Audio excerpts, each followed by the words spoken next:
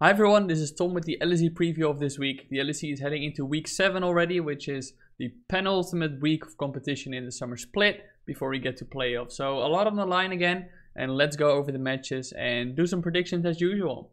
The first match will be between Schalke 04 and XL Esports. And although you may think, well, why would I be excited for this? Well, actually, these are two teams that last week went 2-0 in a surprising fashion, because in week 5 both went 0-2. Week 6 they turned it around and went 2-0, and obviously Schalke 04 is the standout surprise there because they had only picked up one win until then.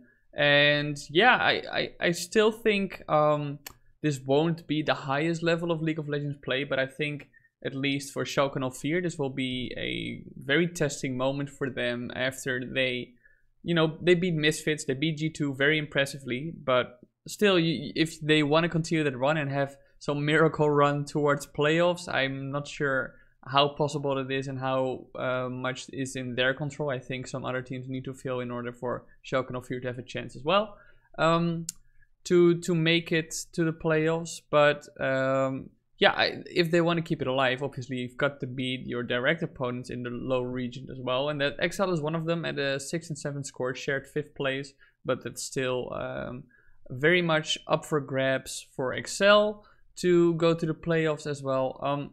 Individually though, I would say that I think at least in the bot lane, XL is a much stronger bot lane with Patrick and Torre. On the mid lane, Abadaga last week played insanely good, and yeah, I'm not sure about Special. I think he has moments where he shows that he can keep up with somebody like Abadage, but to say that I've been impressed would be an overstatement. And then in the jungle you have Gilius for Schalke 04, who's been playing incredibly well, absolutely dominating in his matches. So it's going to be a very close one actually, and it's going to be interesting not just for storylines, but just to see how much these players can actually stabilize their consistent level of play. That's on Schalke's side. And XL, in the first half of the summer split, they had a bit of an on and off, and slowly it was getting better. So yeah, I think in the end I will give it to Schalke 04. I would love to see the miracle run, so let's go for them. Then the second match is between Misfits and SK Gaming, and yeah, I mean, SK Gaming in a shared 3rd place now, together with Fnatic at a 7 and 6 score. So that is very impressive for them, even though last weekend obviously they did lose to XL, which is a team you should not be losing to if you really want to contest for the higher spots in playoffs and maybe even go to Worlds. But that said, I cannot say that I have been unimpressed with them, whereas I have been unimpressed with Misfits, very much so. They went 0-2 again last weekend, losing to Rogue, losing to Schalke 04. Before that they lost to Origin, and they also lost to Fnatic, so they're 0-4 now in this second half of the summer split, and therefore I will give the win to SK Gaming. The third match is between Mad Lions and Origin, and Mad Lions obviously suffered their first loss last week and almost fell out of first place, but thankfully for them, Rogue also lost against G2 this time. And yeah, I mean, between Mad Lions and Origin in the first week, well, it's week 5, so the first week of the second half of the summer split, to make it incredibly easy for you guys to follow.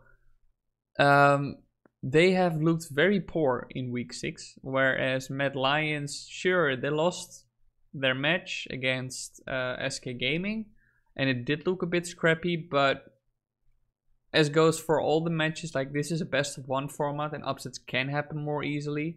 So I'm not as worried about them as I am about Origin. I still think that Mad Lions, just because overall they have such great team coordination, as we did see in their match against G2 in week 5, I think they will win against Origin. Then 4th match of the day, it's G2 versus Vitality, and yeah, I could go very in depth about this, but I think Vitality have been a bit of a letdown. Overall, I do think that Labrov can be an exciting player to watch, and Kabashar for his picks. I think I just like his picks. Like, he's a very big fan of Sion, which Other players don't play as much, which, you know, gives them some crowd favorite points for me. But no, I mean, I've kept saying this and I've kept hoping it to be true, but I mean, G2 has to really commit now. They have been playing more slowly and not as intensely as this last year in the summer split and in the spring split, to make sure they are not burned out for when it really matters at the international tournaments. But they are 5th. They are the 6th and 7th position, which is very bad, and still very realistic. In theory that they miss playoffs, which is obviously unacceptable with this roster. So I think against Vitality they will show very little mercy and will show, yeah, I mean, I think they'll just win. Maybe not as dominantly as they, for example, won against Fnatic in week 3, but yeah, still they will win it. And to close off the first day is Fnatic versus Rogue. Obviously a very exciting matchup because Rogue, well, at the 10-3 score, still shared first place with Mad Lions, and Fnatic, even though, boy, have their wins looked horrible at times, and they should be far lower in the standings by any means, and they have been very fortunate with their opponents throwing matches. It's still Fnatic, and last week, honestly, against Origin, Bwipo stepped up massively, incredible performance from him, and that is something I can see them leverage against Rogue.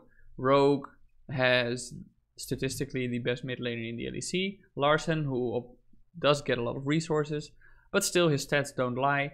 And in the top lane, I think that is maybe where I would see Fnatic putting a lot of pressure. And if they do that, then maybe they can use the top lane advantage and leverage it into a victory. Still, overall, with how consistent Rogue has been playing, I would give it to Rogue, and because their macro is just insane. The team is all on one wavelength, and that's something that Fnatic just isn't, and I expect Rogue to punish that. Then on the second day, we kick off with Origin versus Schalke 04. Now, in the spring split, we would have easily said, okay, Origin's gonna win this, and maybe in the first few weeks of the summer split as well, because Schalke was completely winless then. But now Schalke is stepping up more, and they have an advantage, I think, for now in the jungle, because Gilius is playing so well. Maybe if you get him off the Lee Sin and Kha'Zix, he cannot carry as much. We'll see if Origin just straight up targets bans those to curb Gilius' power. And then you have Abadaga, who played well last weekend as well. In the mid lane, he's still up against Nukeduck, and Nukeduck, I think, is not really holding the team back in a way, but he's not carrying Origin either. And yeah, he's a bit neutral in that sense. And I think Abadaga is very much of a coin flip, and for so far it has not worked out in his favor so that much. You know, like in the first 4 weeks, he definitely did not play well at all, and he choked a lot. So it's a very tough call for me to make. I think in the bot lane, Origin should have the upper hand pretty easily. Upset has been a major carry. If you look at his stats, it's pretty insane how hard he is trying to carry Origin. Jack Troll last weekend didn't play well at all. But still, I think overall they will have the upper hand over Neon and Dreams in that bot lane for Schalke 04. And yeah, in the end, I would give it to Origin then. But it's going to be a close match. I honestly think this is going to be a very close match. Then we have Misfits versus XL as the second match of the second day. And yeah, man, I mean, if Misfits lose this, they need to have some serious talks. They already do, because obviously so far they are 0-4, and maybe heading into the second day of week 7, they're even 0-5 in the second half. Maybe they're 1-4, but still, it's a horrible record for their roster. And yeah, like XL Esports, there is something about this team that they're not quite the rookie squad, but that they feel like this underdog team. They continuously fight from an underdog position, and it seems to be working well for them. And against Misfits, I think Misfits just, when the opponents start pushing back, that's when Misfits gets completely lost and doesn't really know how to continue with their game plan. So that's when they look fuzzed and frustrated. I think, yeah, I think XL will recognize this, and I'm gonna give it to XL against the Misfits.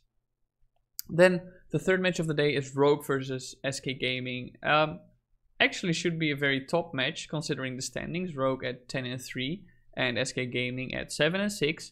Obviously these standings will be changed a little bit heading into the second match, as we had 1 day of playing before, but still overall 2 of the top contenders in the LEC so far. And yeah, I mean, in the first half of the split, let me look up the result. I think, yeah, it was Rogue that won. And I still think that, as I said earlier about Rogue's match against Fnatic, that Rogue is just a team that's so much in sync that you're gonna have a very difficult time throwing them off. I think G2 last weekend, as I discussed in my LEC recap, which I'll link above, that Rogue just crumbled because they were kind of getting lost when G2 started to push back and didn't really acknowledge when to put the pedal to the metal and accelerate their lead. But I mean, I don't think against SK Gaming that's gonna happen as much. I think SK Gaming is very much also about this controlled play style, not very aggressive, and I think that's just something that Rogue does better. So I'll give them the win over SK Gaming. Then Vitality faces off against Mad Lions. It's the fourth match of the day, and I don't mean to bash on Vitality in any way, but I just think Mad Lions is clearly a favorite here, given their individual performances. Every lane, as proven by Orom last weekend when he carried Mad Lions against Fnatic. Every lane can step up and can dominate on behalf of the Mad Lions and can lead them. And I think that's just a quality Vitality lacks. So I expect Mad Lions to win this pretty easily. And then week 7's match of the week. It's G2 versus Fnatic. Now, given the standings, maybe not as interesting of a matchup because G2 is at a shared 5th position at 6-7 and Fnatic is at a shared 3rd position at 7-6. Obviously not where we would want these teams to see, or at least expect them to be in this far into a split. But given their legacy, given the player rosters, obviously very much a match of the week worthy. These teams have carried Europe as a region for years now, and yeah, that's why this is just the match of the week. The LEC will probably publish a great hype video again to highlight this match. Now, do I think that this is going to be a close match? I have no idea. It is such a strange position to argue from. Every other split, you would say, yes, this is going to be close. It's a best of one, so there's going to be back and forth, and who knows what will happen.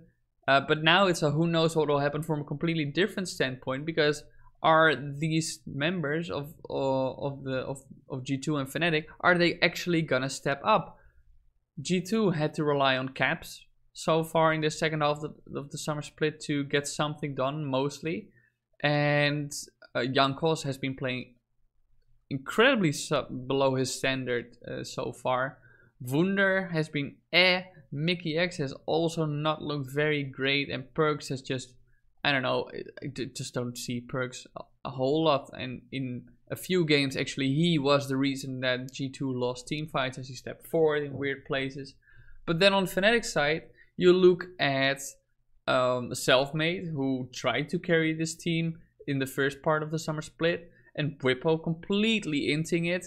Nemesis not showing up at all and also feeding away kills from on, for example, his Twisted Fate. Hill is saying he is a support player, so he does die more often. It's kind of part of his role to just go in, single out an important team member of the opponents, for example, the AD carry, and then die.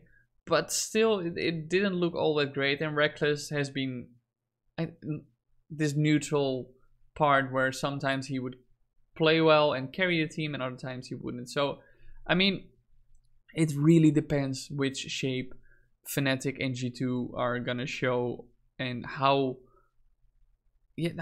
much they have grown in the last week, honestly, in the last few days, because that's really important. And for Fnatic, if they lose, it's not too bad yet, because I don't know, they will still be in the top 6 with their score.